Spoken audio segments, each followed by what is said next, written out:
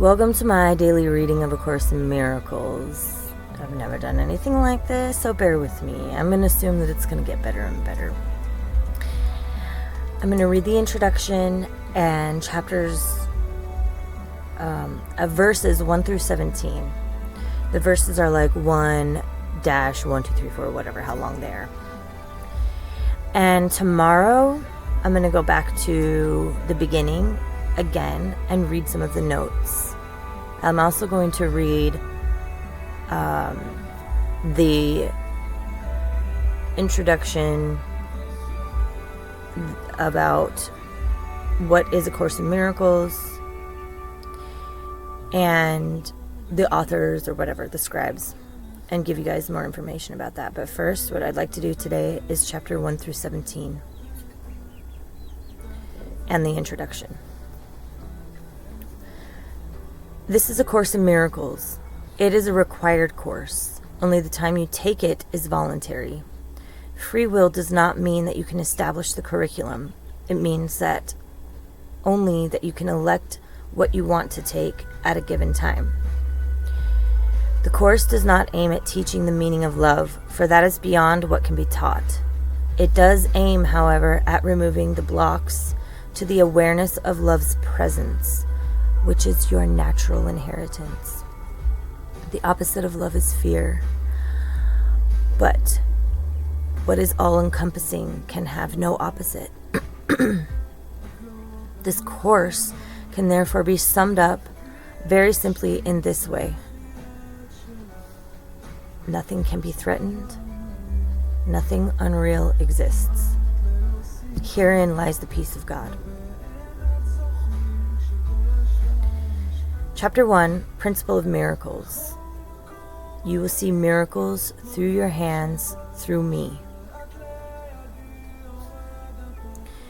Verse 1. The first principle of miracles is that there is no order of difficulty among them.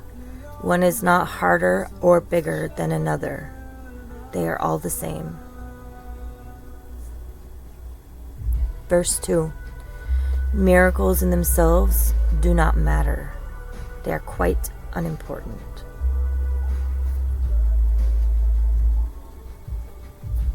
Chapter 3. Principle 3. They're calling them principles, not chapter. Verse 3. Miracles occur naturally as an expression of love. The real miracle is the love that inspires them. In this sense, everything that comes from love is a miracle. This explains their lack of order. All expressions of love are maximal. This also explains why miracles in themselves do not matter. The only thing that matters is the source. And the note on source says, based on the context, the source of miracles is love, since they are expressions of love. However, Helen, the one, we'll get to who Helen is tomorrow, originally spelled source with a capital S, and if that spelling reflects the intended meaning, source would most likely be God. So, if so, source here refers to both God and love, or to God as love. They're the same thing. Please read these principles as often as you can today, as if they were going to be a quiz this evening. This is merely to introduce structure, if it is needed. It is not to frighten you. Do not feel guilty if you are doubting these principles. Just reread them and their truth will come to you. My strength will support you, so don't worry. Leave the rest to me. The me is the true author of this, and again, we'll get to that tomorrow. All miracles mean life, and God is the giver of life. He will direct you very specifically. Plan ahead is good advice in this world where you should and must control and direct where you have accepted responsibility. But the universal plan is in more appropriate hands. You will know all you need to know. Make no attempts to plan ahead in this respect.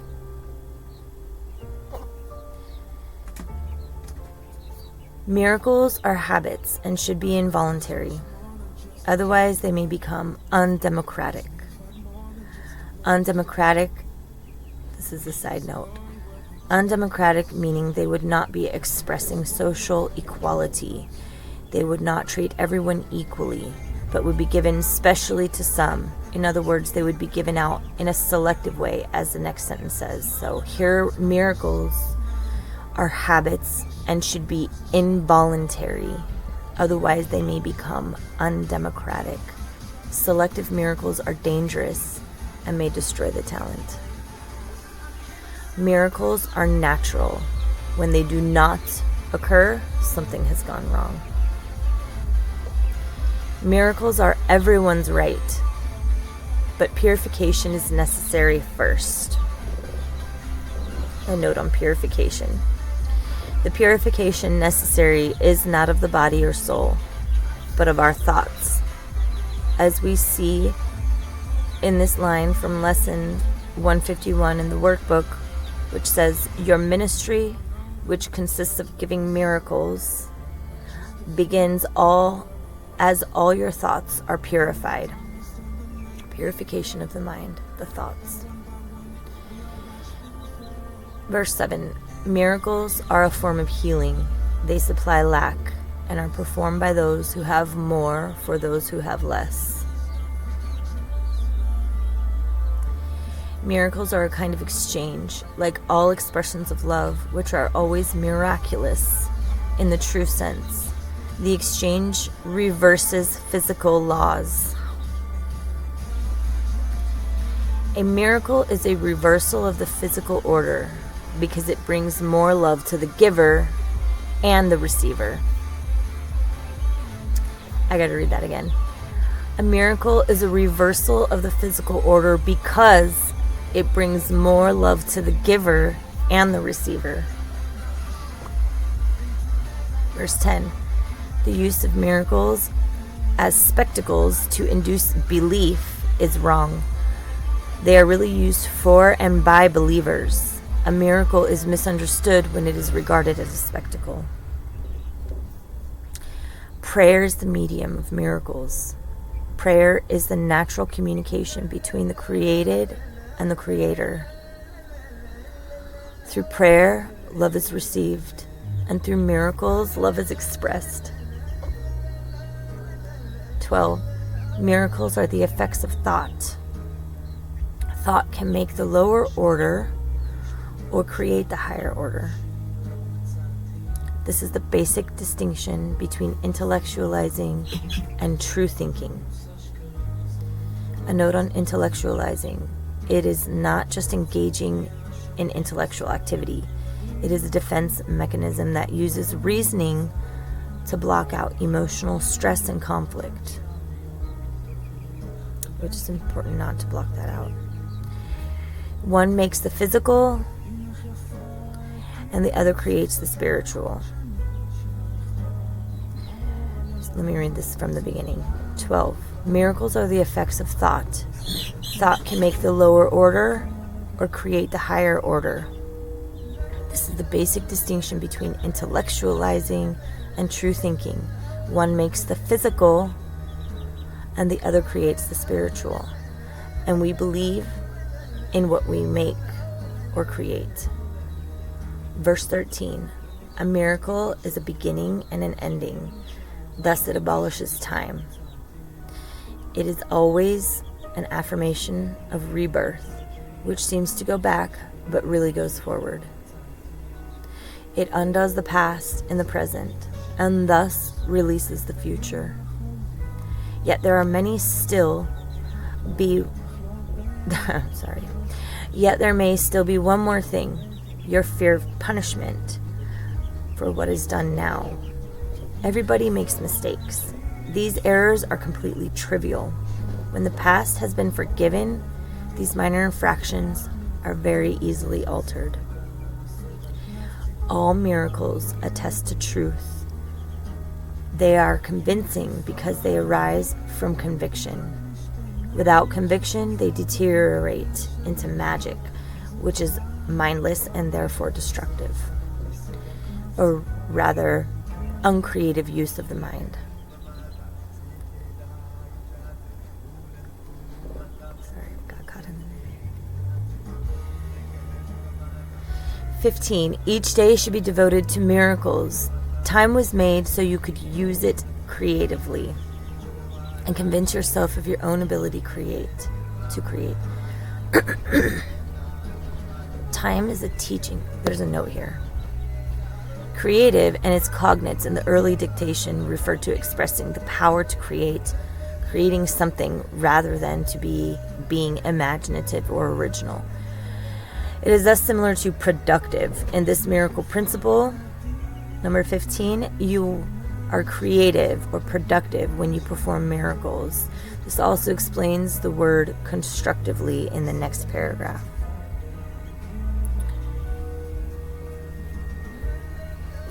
Time is a teaching device and a means to an end. It will cease when it is no longer useful in facilitating learning.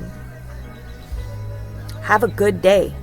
Since only eternity is real, why not use the illusion of time constructively? You might remember that underneath are the everlasting arms, which is a reference to Deuteronomy 33, verse 27. The eternal God is thy refuge, and underneath are the everlasting arms.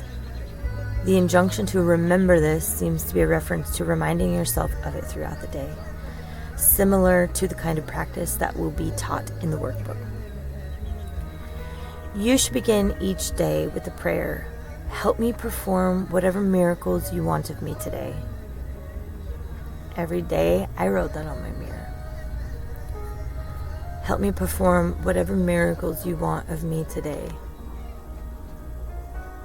If this doesn't make sense to you yet, it's so profound, and when it starts to open up in your mind, it's going to be life-changing. And when I first read through these verses, it was kind of like going over my head. You can watch this video over and over, or you can download the app, of Course in Miracles, and read it all yourself. Dig into it with your own heart and mind. I'm just here so we can chat and connect and help each other grow. So I'm going to continue. Have a good day. Since only eternity is real, why not use the illusion of time constructively? You might remember that underneath are the everlasting arms. You should begin each day with the prayer, help me to perform whatever miracles you want of me today. Notes on this course should be read only under good learning conditions. They should also be reviewed with the same rule, good learning conditions, applying to the review periods. I'll tell you when, but remember to ask. Now, I don't understand that line. It says, I'll tell you when, but remember to ask. I believe it's because the author is saying that he's always with us. Think of the author as Jesus, and we'll get more into that later. Verse 16, and we're almost done with this video. So much good stuff in this one. Miracles are teaching devices for demonstrating that it is as blessed to give as to receive. They simultaneously increase the reserve of strength in the giver and supply the lack of strength in the receiver. In Acts 20, verse 35, it says, In all things I have shown you that by so toiling, one must help the weak, remembering the words of the Lord Jesus, how he said, It is more blessed to give than to receive. That was a note on the first line, and the second line has a note that's for later. It's a full excerpt on some other thing. The next line, I have forgiven you, and that means all hurt and hate you have ever expressed is canceled. That one needs to be read again. I have forgiven you, and that means all hurt and hate you have ever expressed is canceled. I need the children of the light now. And I am calling you to be what you once were and must be again. Forget the interval of darkness and what you were. The interval has vanished without a trace anywhere. You who live so close to God must not give way to guilt. The karmic law demands abandonment for abandoning, and so forth. But you have received mercy, not justice. Help the children because you love them and love God. Remember, a miracle is a spark of life. It shines through the darkness and brings in the light. You must begin to forget and remember. There's something deeper in that line. You must begin to forget and remember. I'm going to read a couple of these notes that I skipped over. Forget the interval of darkness and be what you were. The interval of darkness lies between the time of what you once were and the present. In this context, it refers to the time spent in separation from God, which is an illusion. And the last note says, it's back down here. Remember, a miracle is a spark of life. It shines through the darkness and brings the light. John 1:5 says, the light shines in the darkness, and the darkness has not overcome it. You must begin to forget and remember. Forget what and remember what. It's in this paragraph. Verse 17, the last one I'm going to read today. I love this one. Miracles are the absence of the body. They're sudden shifts into invisibility, away from the physical level. That is why they heal. My note on this verse is that you can really only understand it when you think of a time, maybe you haven't had one yet, but I'm sure you have, where you're in the middle of your day and you see something that calls you into action. There are some times when your mind says, oh, should I do that? Oh, no, what if this? What if that? Maybe this, maybe they're bad. But there are other times when you see a call and you don't even think about it. I'm sorry, I don't know where I'm looking. You don't even think about it. And you just go. And you become an incredible blessing to somebody. And in turn, you are incredibly blessed. And when you look back on it, you realize you were out of your body. You didn't think about fear, what ifs, consequences. You just heard a call on your heart in a voice that doesn't speak English or whatever your language is in your mind. It just compelled you, and you did it. You went outside of the physical realm. And that's where the miracle was born. So, thank you all. Whoever wants to join me on this, whatever time and space that you're in, I think it's really cool. So I'm excited to do this together, and I hope I get better and better at reading. Tomorrow, I'm going to go back through these verses, some of them in the beginning, and read through the notes. Actually, what I'm going to do is read the introduction to the authors and the story behind how this was written. Okay. I love you all.